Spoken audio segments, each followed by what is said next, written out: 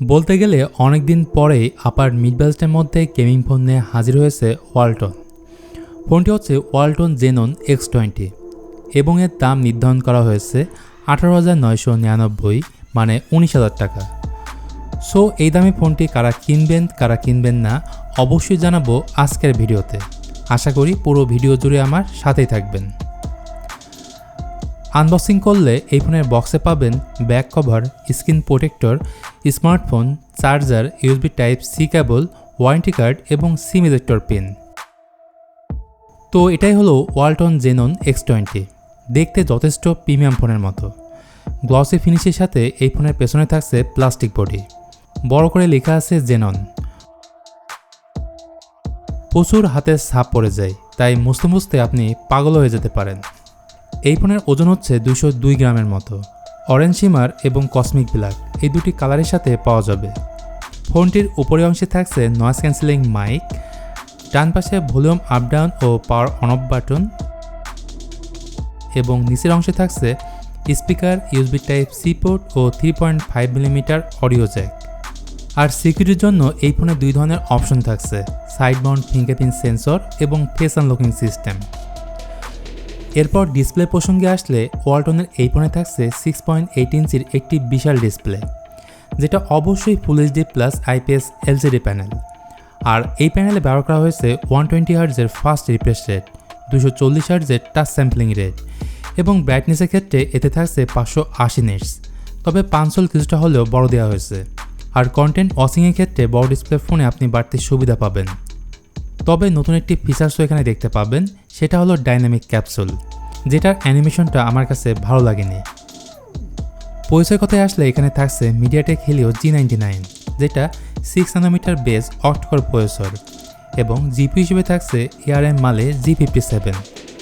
এর maximum clock speed হচ্ছে 2.2 GHz, থাকছে 8GB LPDDR4X র্যাম এবং 128GB UFS 2.2 স্টোরেজ। এখানে 8GB র্যামের সাথে এক্সট্রা 8GB ভার্চুয়াল র্যাম বাড়িয়ে নিতে পারবেন। গেমিংয়ে বললে পাবজি এইচডি গ্রাফিক্সে হাই ফ্রেম রেটে খেলতে পারবেন, কারণ হেলিও G99 পরীক্ষিত একটি ব্যালেন্স প্রসেসর।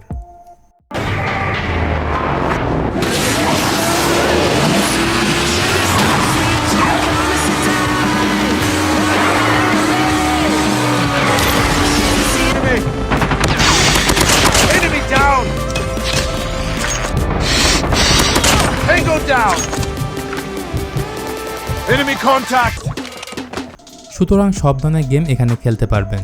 এছাড়া অ্যাপ ওপেনিং, ক্লোজিং, মাল্টিটাস্কিং নিয়ে কোনো ইস্যু থাকছে না।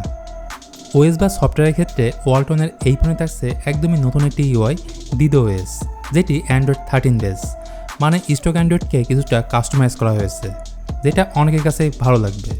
তবে ওয়ালটনের পক্ষ থেকে বলা হয়নি এতে ইন ফিউচারে কোনো আপডেট থাকবে কিনা। ইউজুয়ালি অন্যান্য ফোনের মতো এই ফোনে থাকছে 5000 mAh ব্যাটারি এবং 18 ওয়াটের চার্জার। আর এই চার্জার দিয়ে 0 থেকে 100% চার্জ করতে প্রায় 2 ঘন্টার উপরে সময় লাগবে। এবার তাহলে ক্যামেরা। এই ফোনের রিয়ারে থাকছে টোটাল 3টি ক্যামেরা, যেখানে থাকছে 50 মেগাপিক্সেলের প্রাইমারি ক্যামেরা এবং এর সাথেই থাকছে 2 মেগাপিক্সেলের ডেপথ সেন্সর এবং একটি ভিজিআই ক্যামেরা। আর সামনের দিকে থাকছে 32 মেগাপিক্সেলের সেলফি ক্যামেরা। তো রিয়ার ক্যামেরা দিয়ে 2K 30 fps ভিডিও শ্যুট করতে পারবেন। সাথে থাকছে EIS, তবে ওআইএস থাকলে বিষয়টা আরও ভালো হতো। ছবির কোয়ালিটি আমার কাছে খুব আহামরি ভালো লাগেনি, মানে 10 থেকে 15 টাকার ফোনে যেমন ক্যামেরা আউটপুট থাকে তেমনটা এখানে পাচ্ছেন। মোট কথা জেনন X20-র ক্যামেরা আউটপুট নিয়ে আমি অনেকটাই হতাশ। আসুন এবার তাহলে আমার পার্সোনাল অপিনিয়ন শেয়ার করি। ওয়ালটনের এই ফোনটি কারা কিনবেন? যদি আপনি ওয়ালটনের একজন অন্ধভক্ত হয়ে থাকেন তাহলে আপনি এই ফোনটি নিতে পারেন, কিন্তু 20,000 টাকার নিচে বাজেট থাকলে ইনফিনিক্স নোট 30 অথবা টেকনো ক্যামন 20 ফোনটি দেখতে পারেন, যেটা এই মুহূর্তে অলরাউন্ডার একটি স্মার্টফোন। তো এই ছিল ওয়ালটন জেনন X20 নিয়ে আজকের ভিডিওটি ভালো লাগলে please hit the like button, share করতে পারেন আপনার বন্ধুদের সাথে। আজকের মতো আমি মিথুন এখানে বিদায় নিচ্ছি। দেখা হবে অন্য কোনো ভিডিও নিয়ে। সে পর্যন্ত সবাই আপনারা ভালো থাকবেন, সুস্থ থাকবেন। আল্লাহ হাফেজ।